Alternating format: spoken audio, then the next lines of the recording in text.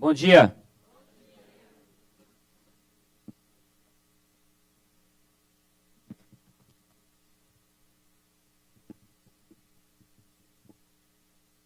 Quantas vezes por semana você já teve que, ou tem tido, que colocar a casa em ordem? Quantas vezes por dia você precisa colocar a casa em ordem? Tem gente que tem mania, né? Que não pode ver nada sair 1 centímetro do lugar que já quer. Alguns esperam a coisa ficar já bem, né? Chegar quase ali no caos, e aí fala, agora está na hora de colocar a casa em ordem. Eu estou falando do aspecto mais da arrumação e da limpeza, né? Mas a gente sabe que quando nós olhamos para essa frase, pondo a casa em ordem, isso não se refere necessariamente à sujeira, né, física, ou às coisas que ficam, os móveis que ficam fora de lugar, as roupas que ficam jogadas, não é verdade? É muito mais do que isso. Quando nós olhamos para essa frase e relacionamos ela com a nossa vida, a gente percebe o quanta coisa também precisa ser colocada em ordem. E essa casa, ela pode ser a sua vida como indivíduo, sua vida pessoal. E aí as áreas da sua vida que precisam ser colocadas em ordem. Essa casa pode ser a sua casa, a sua família. Pode ser ali o teto, pai, mãe, filhos. E em alguns casos, né, no mesmo teto, avós, cunhados, sogras, e aí vai, né? Essa casa pode ser também a igreja. E nesse caso da carta a Tito, Paulo vai falar da igreja, mas que tem, obviamente, né, para chegar até a igreja, isso precisa começar, antes de mais nada, no indivíduo. Passar pela casa, família. E aí, então, a igreja vai ficar em ordem. Eu creio, e essa é a intenção do apóstolo Paulo, que escreve essa carta, que quando ele escreve para que Tito colocasse algumas coisas em ordem na igreja, certamente, no coração de Paulo, e mesmo quando você olha o escrito, quando você lê a carta, você vai perceber que não tem como escapar disso. Para que a igreja fique em ordem, é necessário indivíduos com a vida em ordem, famílias em ordem. Consequentemente, as igrejas também vão ficar em ordem. E isso eu estou falando de vida, vida com Deus, vontade de Deus, tá bom? Então nós vamos olhar para essa carta que Paulo escreve para Tito. Eu quero, já na introdução aí, hoje dos versos 1 a 4, mas antes, olhar um pouquinho, é necessário, a primeira mensagem, olhando para um livro bíblico, a carta, um pouquinho de pano de fundo, de contexto, tá bom? E aí, depois se você quiser os slides, eu posso mandar, mas isso também fica gravado, só para você ter um pouquinho de contexto. Você pode pesquisar também, eu vou citar algumas fontes aí, tá bom? Mas falando de Tito, a carta é escrita para Tito, e esse rapaz era um gentil. Você pode observar isso em outra carta que Paulo escreve aos Gálatas, rapidamente. Capítulo 2, versículo 3. Ali Paulo vai fazer uma referência a Tito, e nessa referência ele vai dizer a respeito da nacionalidade dele. Mas nem Tito, que estava comigo, foi forçado a se circuncidar, embora fosse grego. Então, você percebe aí que Tito não era judeu, era de família grega, né? Então era um gentil, ok? Possivelmente residia na Antioquia, onde Paulo e Barnabé ensinaram a palavra de Deus por lá, E é muito provável, por conta disso, que a sua conversão tenha se dado nesse período em que Paulo e Barnabé passaram ali pela Antioquia, ok, da Síria, e aí esse jovem foi convertido. Tá? Porque quando Paulo sobe de Antioquia a Jerusalém, depois da sua primeira viagem, ele leva então com ele esse jovem chamado Tito. Ele foi com Paulo então para Jerusalém. Nesse episódio você vai acompanhar narrado lá em Atos capítulo 15, também na carta aos Gálatas capítulo 2, versos 1 a 3. Nós já estamos em Gálatas, podemos olhar esse contexto aí, lemos o versículo 3, esse contexto onde eles sobem para participar de um concílio convocado pelos apóstolos e pelos presbíteros. Para quê? Para resolver essas questões em relação à aceitação dos gentios na comunidade da fé cristã. Então, isso no começo trouxe um pouco de dor de cabeça e Deus mobilizou aí os apóstolos, especialmente a liderança aí do apóstolo Paulo, para resolver essas questões aí com os demais cristãos judeus em relação à aceitação dos gentios à fé cristã. Então você vê isso nesse contexto também em Gálatas, versículo 1 do capítulo 2. Depois de 14 anos subi outra vez a Jerusalém com Barnabé, levando Tito também comigo.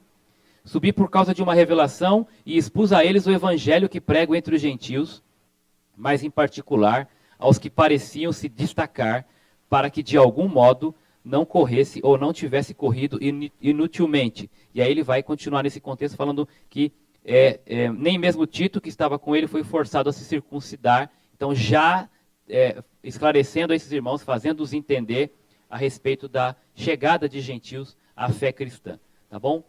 A tradição, então, vai afirmar que Tito teria se tornado o primeiro bispo de Creta. Creta é essa cidade, né, onde Tito se encontra quando recebe essa carta. Creta, depois nós vamos ver mais um pouquinho a respeito dela, mas era uma ilha que continha muitas cidades.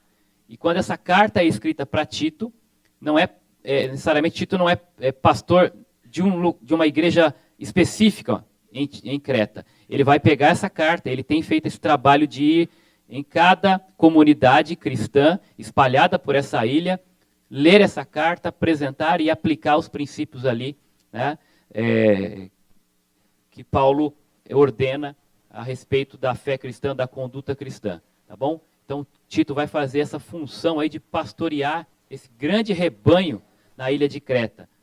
Então, ele provavelmente foi então o primeiro bispo de Creta, permanecendo, como diz a tradição, solteiro e morrendo nessa mesma ilha, próximo aí de 94 anos de idade. Ok? Bíblia de Estudo, no caso aí, a Bíblia Brasileira de Estudo, traz essa informação para nós, você pode pesquisar isso também. Por volta, né, e aí alguns vão cravar em 64, outros em 66, vão ficar aí entre 64 e 66 depois de Cristo, exatamente nesse período entre a primeira e a segunda prisão do apóstolo Paulo. A primeira prisão foi uma prisão mais light, né, no ano de 61, prisão domiciliar, tal, recebia visita, tal, escrevia algumas coisas dali. Em 68 ele vai para a sua prisão, que é um cárcere, né, mais uma masmorra, assim, algo do tipo bem difícil, e ali ele só sai para ser depois executado, né, em 68. Então, entre 61 e 68, os escritores, os pesquisadores vão colocar mais ou menos, posicionar que ele escreveu essa carta na metade desse período, 64 a 66. E Creta é a cidade onde Tito se encontra, né, a ilha, né, onde Tito se encontra, e ela é a quarta maior ilha, tá bom, nessa região, ali citada, e ao sul do mar Egeu. E é interessante pesquisar um pouquinho também sobre a história, né, dos cretenses, mas resumidamente, em termos de caráter, os seus habitantes, ao longo do tempo, né, adquiriram uma reputação de pessoas muito vis, né, mas autores antigos, e aí alguns citados, né, Lívio, Plutarco, Políbio, Estrabo, testificam a respeito disso nos seus escritos, assim como um poeta, profeta que é citado pelo próprio apóstolo Paulo na carta, tá bom? Aí de Tito. um poeta cretense chamado Epimênides. E Paulo faz citação dele a respeito do caráter dos cretenses, tá bom? Ou seja, eles eram pessoas infames, tanto quanto os coríntios, por sua baixa moral, devassidão e mentira. Né? Os coríntios, né? E aqui, você percebeu que Deus faz a obra, né? Que até um coríntio pode se tornar um fiel, né? Então, é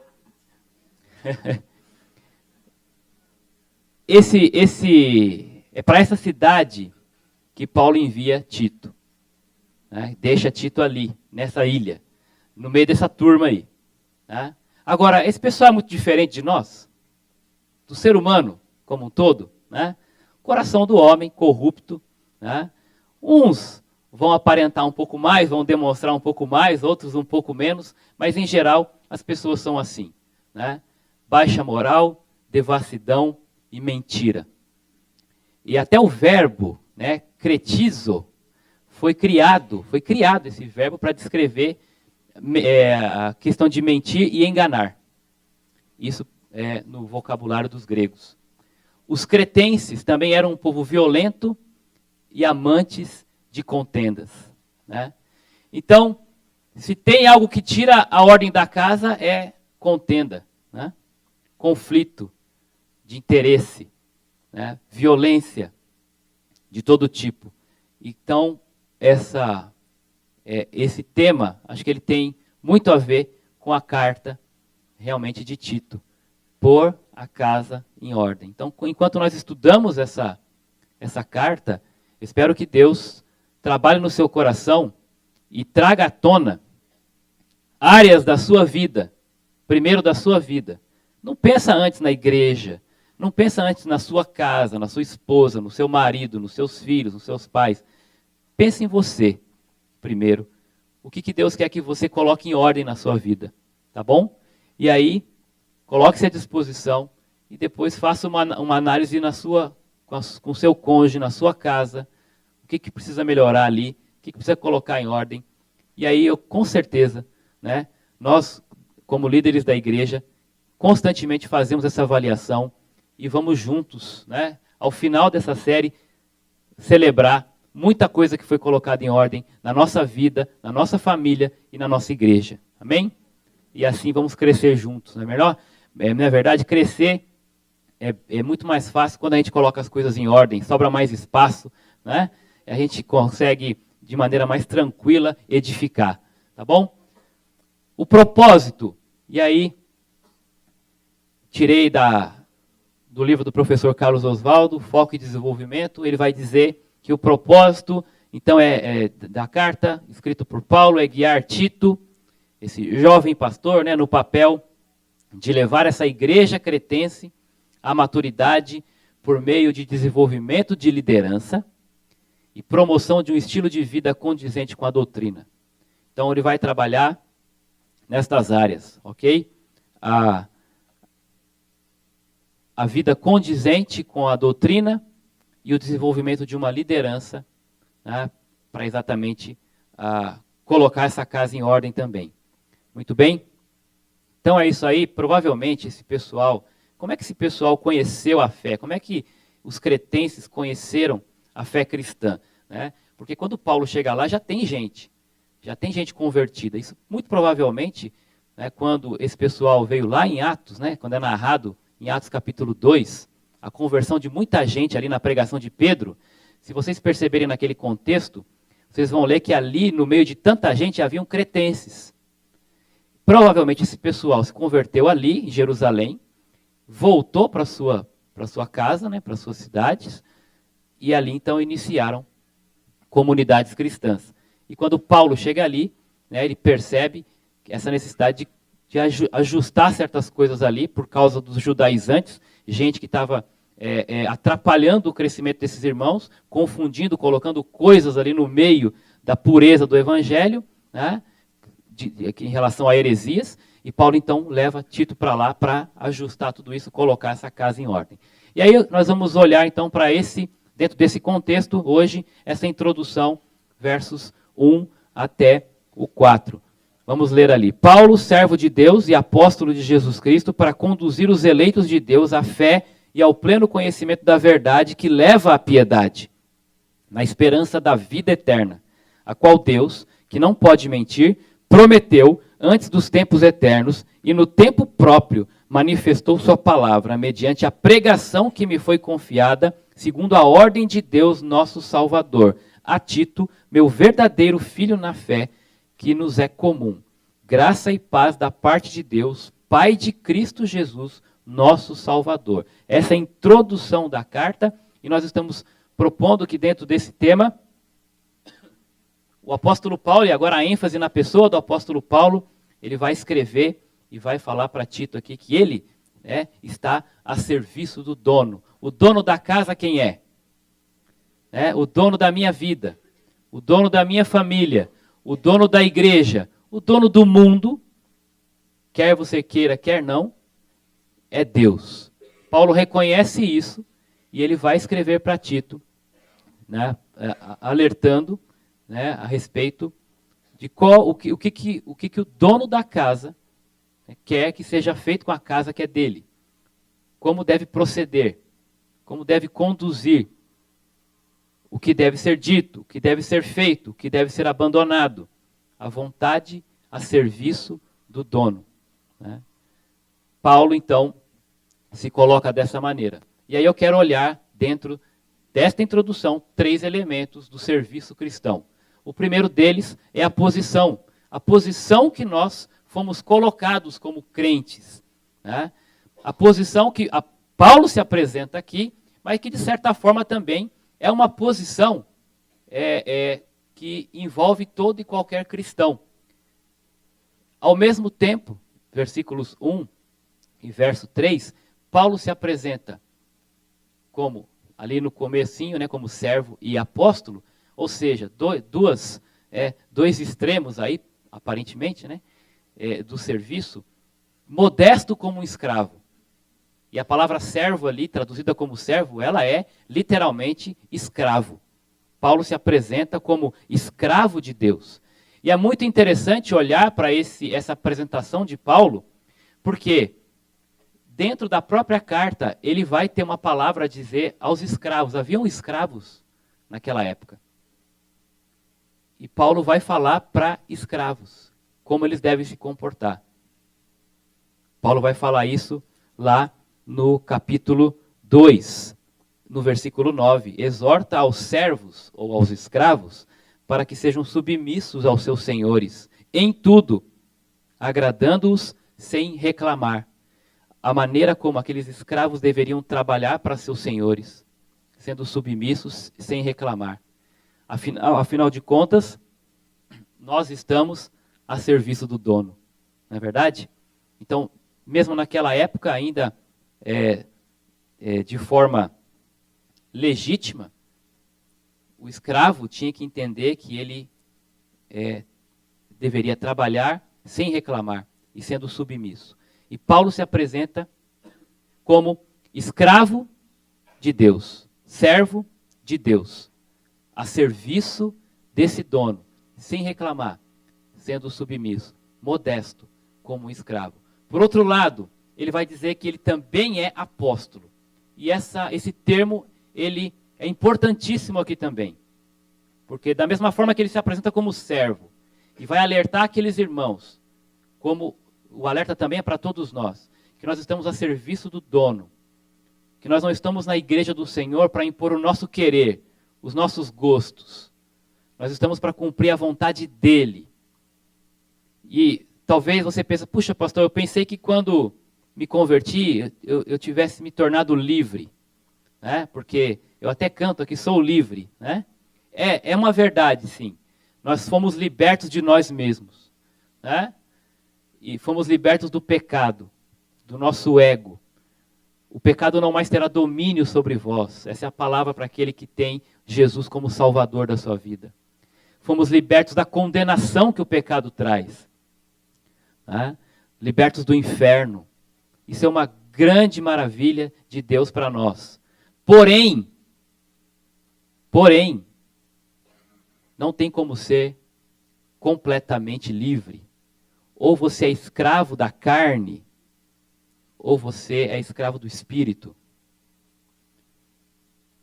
Nós sempre temos um dono. E sempre estaremos a serviço desse dono. Infelizmente, mesmo depois de crentes, nós podemos e continuamos, né, infelizmente muitas vezes, servindo o outro dono. O dono de antigamente, a carne, servindo os nossos prazeres. E a proposta aqui é não mais eu, mas agora Cristo em mim. Eu sou escravo de Cristo. Estou a serviço dele. E quando eu entendo que estou a serviço de um dono, e que eu tenho que fazer esse trabalho sem reclamar e sendo submisso, essa tarefa aqui fica mais fácil. Eu entendo a urgência disso, a necessidade. E devo entender também que isso deve ser feito não por obrigação, mesmo sendo um escravo, mas o privilégio de fazer isso por amor. Fazer isso porque eu amo esse patrão. Porque eu quero agradá-lo em tudo. E o outro aspecto, Paulo se apresentando como apóstolo. Ó, claro, nesse sentido estrito da palavra, Paulo era e não existe mais apóstolos como como Paulo e os demais que Jesus pessoalmente convocou, né, e comissionou. Mas no sentido amplo do termo apóstolo, que a palavra significa enviados, todos nós somos e temos essa responsabilidade, né, essa ordem majestosa como embaixadores. Aqueles que são enviados por Deus, por Jesus Cristo ao mundo, para representarem o nome dele. Porque o embaixador é o representante máximo de um governador, de um rei. Né? O embaixador é aquele que representa o reino. Leva consigo o nome do rei aos outros. Então nós temos esse serviço, essa posição, modesto como um escravo, mas também majestoso como um embaixador. Servos e apóstolos, não no sentido estrito do termo do apostolado de Paulo. Nesse sentido não existem mais, mas no sentido amplo de enviados para representar o nome do rei na terra. Onde você estiver, seja em casa, no trabalho, na faculdade, em qualquer lugar, ali você é um embaixador. Ali você é um enviado para representar o nome do rei. Você carrega o nome de Jesus, se é que você já entregou sua vida para esse Senhor. Se é que você já o tem de fato como Senhor e Salvador da sua vida. Você então é um embaixador. Você representa o rei onde quer que você esteja. Servo e apóstolo. Modesto como um escravo. Majestoso como um embaixador. Essa é a nossa posição. Paulo se apresenta dessa forma. Isso aqui é um elemento do serviço cristão. Estamos a serviço do dono e ele nos colocou nessa posição. O segundo é o papel. Temos um papel, uma função. Qual é a função do servo de Deus? É a de promover e a de proclamar. Ou de promover por meio da proclamação. Promover o reino, né, e proclamar também esse mesmo reino. E aqui Paulo, nesses versículos, ele vai falar que ele veio, deixou Tito, né, em Creta, mas ele está escrevendo, e o objetivo dele, o papel dele, como servo e como apóstolo, é promover a fé e o conhecimento prático da piedade. Você vê que as duas coisas andam juntas. Quando nós lemos a respeito do propósito, o propósito ali citado da carta era exatamente para instituir aquela liderança, para que essa liderança conduzisse aquele rebanho exatamente nesse propósito, nesse papel de promover a fé daqueles irmãos, lapidar, né, o conjunto de valores bíblicos cristãos a respeito de Jesus, das verdades de Deus, que estavam sendo deturpadas, né? Ou pela ignorância de alguns recém-convertidos, e talvez também, e certamente, porque outros estavam sendo confundidos por hereges que queriam infiltrar lobos, né, que se infiltravam no meio do povo de Deus, querendo confundir a cabeça daqueles irmãos com ensinos falsos, ensinos hereges a respeito da palavra de Deus, da pessoa de Jesus, enfim, da vontade do Senhor. Então, o nosso papel é, primeiro, promover isso. Nós somos representantes desse rei e precisamos falar e levar, né, a vontade, as palavras, né, o querer desse rei para as pessoas. A urgência do evangelho consiste nisso, né, em proclamar exatamente a fé. Não estamos aqui necessariamente para defender a bandeira da Igreja Batista. Quando você está lá no seu pequeno grupo, né, e nós estamos agora nesse mês de aproximação, queira a Deus que nós cheguemos a esse ponto de integrar uma pessoa ao PG e à igreja, mas o mais importante aqui, eu entendo, é que essa pessoa conheça o Cristo, conheça a Jesus como Senhor e Salvador. É possível que você esteja até se aproximando de alguém no seu trabalho, que dificilmente, por conta talvez do local onde ele mora, ele chegaria à nossa igreja, ou a um PG próximo a nós. Mas isso não deve desanimar você, achando que se não for alguém que você vai ganhar para a Igreja Batista, você não deve continuar dando esses passos, orando, se aproximando, anunciando, para que essa pessoa se integre, obviamente, a uma família, né? E essa família não necessariamente precisa ser do horto. Gostaríamos muito que fosse, né? Oramos por isso também, mas pode ser que isso não aconteça, porque talvez, como eu disse, essa pessoa está numa geografia, né, que, na verdade, não favorece muito. Está um pouco distante, né? Pode ser que você esteja orando até por um parente. Você vai sair de férias nesse meio período aí e vai falar de Jesus para alguém em outro estado, outra cidade. Enfim, irmãos, o importante é promover a fé. Isso é a salvação, o evangelho, né? A palavra de Deus, o evangelho que salva. Nosso propósito maior é proclamar o rei. Claro, se eu tiver que indicar para alguém uma igreja, que igreja eu vou indicar? Se eu não posso indicar a minha, o que eu estou fazendo aqui? Sinceramente, né? E isso acontece com qualquer outra área da sua vida, né? Quem tem mecânico de confiança, né? Quando vai indicar, indica qual? O seu, não é? Cabeleireiro, sei lá, vou indicar alguém, enfim, vai indicar qual? O seu, né? Que mais? Médico, olha aí que coisa bem, né? Imagina, preciso daquela especialidade, então vai indicar qual? Se você não pode indicar o seu médico, né? A não ser que você seja muito assim, só egoísta, só que é para você, não, o médico é só meu, não. Tá bom? Se você não pode indicar a sua igreja, vai indicar qual? Né? O que você está fazendo aqui? Né? Essa é a ideia. Promover. Nosso papel é promover e proclamar a fé e o conhecimento prático da piedade. E como é que nós fazemos isso? Dando exemplo. Dando exemplo. Quando nós promovemos a fé, podemos fazer, né, e devemos fazer de duas formas.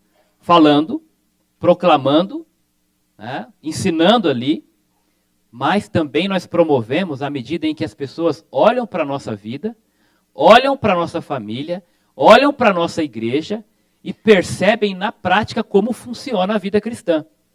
Elas conseguem perceber o valor que tem, sair daquela vida mundana e inserir-se então na chamada vida cristã.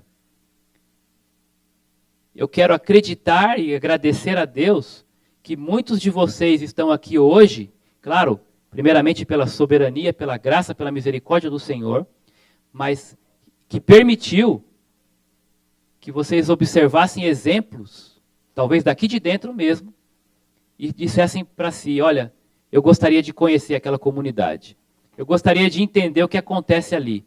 aquela família é diferente, aquela pessoa é diferente. Eu quero conhecer o Deus que ela diz servir. Eu quero conhecer aquela igreja. Eu sinto que, né, por essa família, por essa pessoa, tem algo diferente ali que eu quero para mim. Isso é ser cristão. Esse é o nosso papel. Proclamar e promover a fé e o conhecimento prático. Muitas vezes, e infelizmente, pessoas deixaram de chegar até nós, porque mesmo tendo ouvido da sua boca, não viram na sua vida a comprovação daquilo que ouviram. E isso, né, fez desmerecer tudo o que você falou. O que você fala tão alto que eu não consigo escutar o que você diz. Entende? O que você fala tão alto que eu não consigo escutar o que você diz. A coerência entre a teoria e a prática. Esse é o nosso papel. Mostrar Jesus na teoria, né, na proclamação, e promovendo Jesus também através da vida, através do exemplo, através da prática. E por fim, o terceiro elemento é o produto. O que isso deve gerar? O que esse serviço deve produzir? Né? Nós temos uma posição, fomos chamados para aquilo. O nosso papel é promover e proclamar a fé e a piedade, de maneira prática, e o conhecimento. E o que isso vai gerar e deve gerar nas pessoas? Isso deve gerar conversão e crescimento. Esse é o produto do nosso trabalho. Né? Esse é vamos dizer assim, é aquilo que nós, guardadas as devidas proporções, tá bom? Pensando aqui num trabalho, né, numa venda, né? Esse aqui é o nosso negócio. Tá? Nós estamos a serviço do dono. Fomos chamados para isso. Tá? O nosso papel é promover isso. É proclamar isso. Esse é o nosso produto, para que no final pessoas sejam convertidas. Né? Convertidas do quê? Do seu estilo de vida. Convertidas da sua situação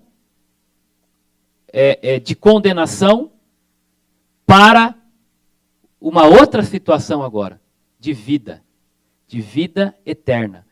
Esses dois elementos, conversão e crescimento, são resumidos nessa palavra, nesse termo, vida eterna, que o apóstolo se refere ali no verso 3. No verso 2, desculpe. A esperança dele, e essa esperança, não é algo assim, vamos ver o que acontece. Tá bom? Esperança aqui é certeza. É apenas uma questão de tempo. Essa é a ideia. Estou apenas aguardando, ele vai chegar. Eu tenho certeza porque ele prometeu. Ele vai dizer sobre isso. Né? A nossa esperança está baseada numa promessa daquele que não pode mentir. Certo? Nota no texto. Paulo vai dizer que ele então é chamado, ele tem essa posição de chamado como servo e apóstolo, com esse papel de conduzir os eleitos de Deus à fé e o pleno conhecimento da verdade, que leva à piedade, na esperança. O que isso vai produzir? Ele está esperando, né, na esperança da vida eterna, a qual, essa mesma vida eterna, Deus, que não pode mentir, prometeu antes dos tempos eternos. E agora, né, no próprio tempo, manifestou a sua palavra. Mediante o quê? A proclamação. Mediante a pregação que me foi confiada segundo a ordem de Deus, o nosso Salvador. Interessante olhar para esse ponto, porque o apóstolo Paulo está dizendo, a vida eterna,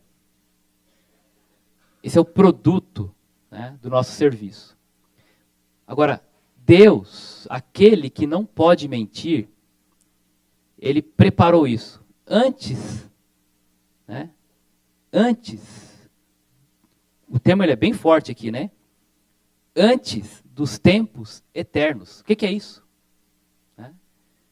O próprio dono, ele já preparou. Ele nos deu esse papel e ele já preparou esse produto. E nós precisamos desempenhar esse papel na esperança. E não esperança do tipo assim, será que? Não. Isso não cabe a nós. Não cabe a nós esse tipo de julgamento. O que cabe a nós como um escravo e como embaixadores é proclamar, é promover isso. Aqueles, quem ele quiser, já preparado por eles, se beneficiarão desse produto. A conversão e o crescimento. Eles pertencem a quem? Conversão e crescimento é papel de quem? De quem? É meu papel? Eu converto alguém? Eu faço alguém crescer? Não. Exatamente. Primeiro passo é a conversão. A partir da conversão, que é causada por Deus, pela vontade de Deus, ele coloca ali naquela pessoa o Espírito. E apenas por meio do Espírito Santo, essa pessoa consegue então agora crescer. Crescer. Eu mais um, nós temos aqui um papel também a cumprir, né? Se você for ver, resume-se a quê? A nossa posição como crentes, né? De servos e de enviados para representar o rei. E esse processo todo aqui é o nosso papel. Promover e proclamar o rei, o dono, a quem nós estamos servindo. O produto que nós esperamos que essas pessoas aqui, seja um, sejam duas, ou três, ou mais, elas cheguem em que ponto? No ponto de serem convertidas, não por nós, pelo Evangelho, e crescerem por meio de uma integração à família de Deus e do conhecimento das verdades da palavra de Deus, das quais nós somos encarregados. Esse é o nosso papel. Esse é o produto. Isso chama-se vida eterna. Vida eterna não é um dia lá na frente. A vida eterna começa no momento da conversão.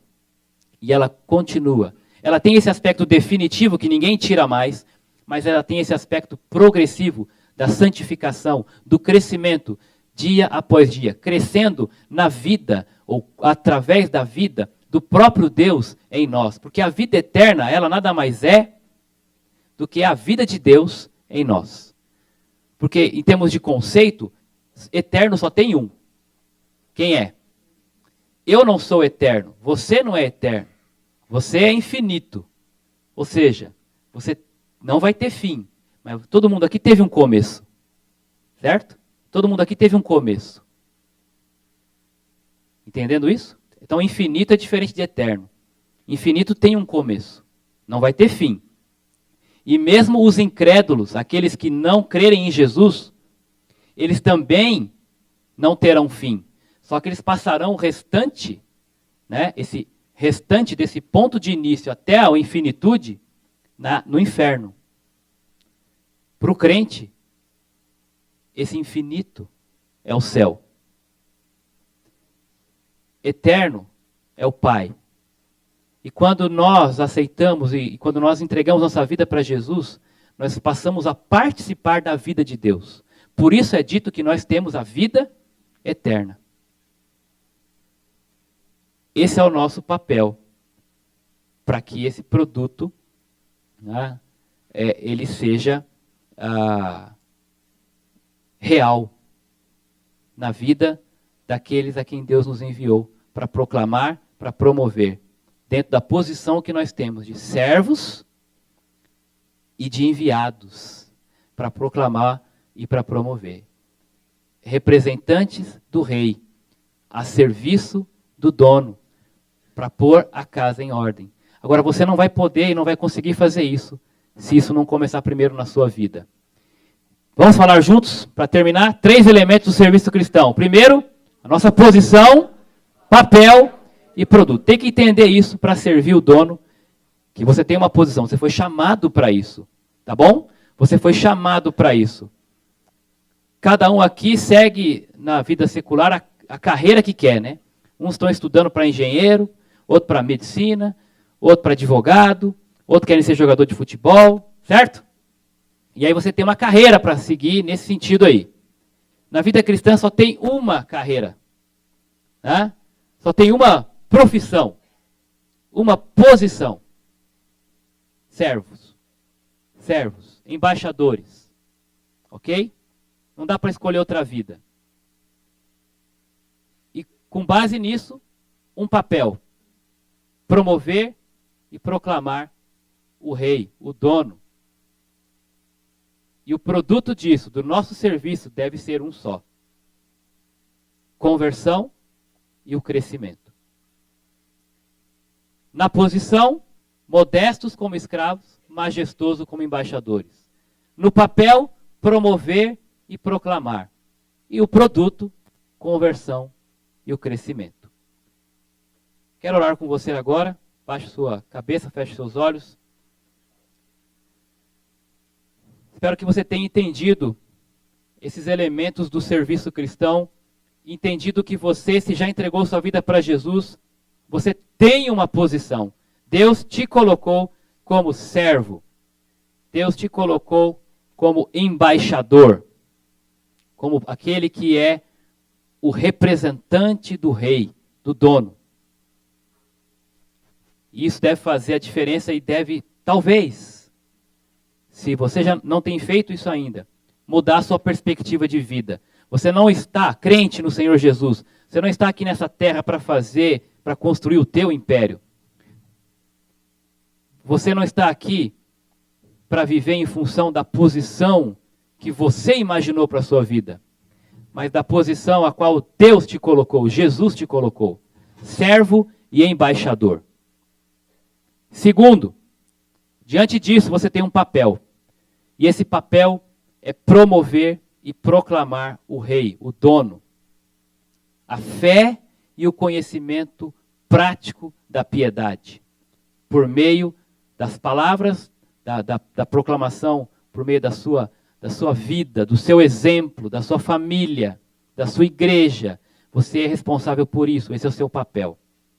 E o produto disso, para a glória de Deus, porque é Ele quem é o dono dessa casa, conversão e crescimento.